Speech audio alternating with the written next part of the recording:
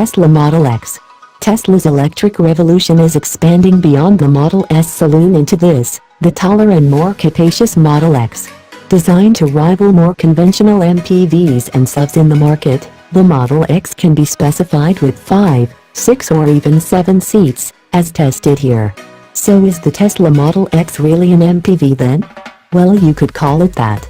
The most eye-catching element of the Model X are the swan-wing doors. They look like slightly more conventional coach doors with the handles butting up against those on the front doors, but a press of the key or a touch of the handle itself seems them rise gracefully and elegantly, leaving a generous aperture for those climbing aboard.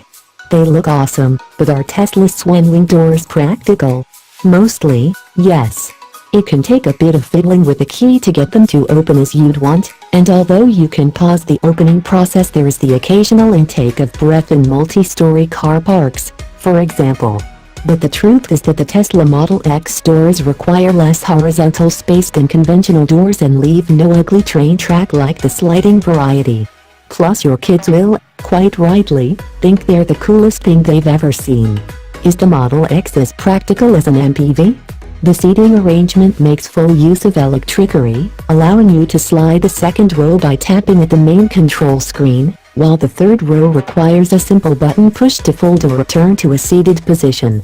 For passengers, the space on offer is impressive, although the third row is, practically speaking, a child-only zone. Luggage space is a little behind more conventional rivals thanks to the deeper floor needing a little space, although the Tesla Model X is unique in offering a front boot, or frunk, if you will, even if this is relatively small. What about the driving experience?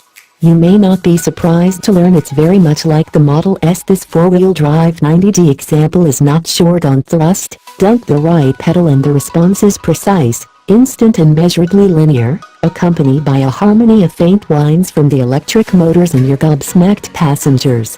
When you're not showboating, the Model X is at its best at a steady cruise, with instant torque available should the mood take you.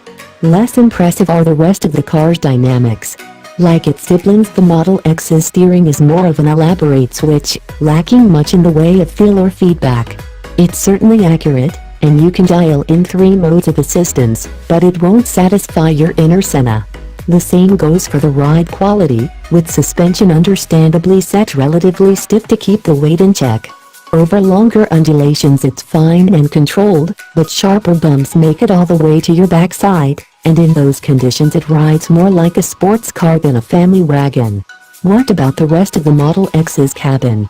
It's the familiar Tesla experience in here, with the tall-screen tablet experience dominating your interaction with the car. It can be a little intimidating at first, but as long as you're not bemoaning the lack of a tiller and a starting handle, it soon becomes intuitive, and being able to configure the screen to your own preferences is welcome.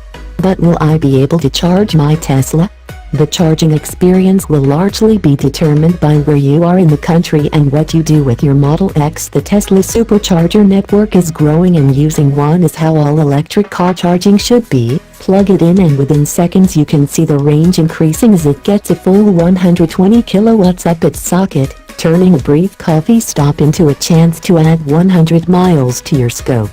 That only compounds the misery of a standard domestic 3-pin charge, however, which offers a measly 4-5 miles for every hour of hookup.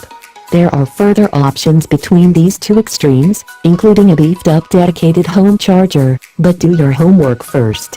Tesla expects the majority of buyers to have a dedicated home charger, making the 3-pin option a last resort.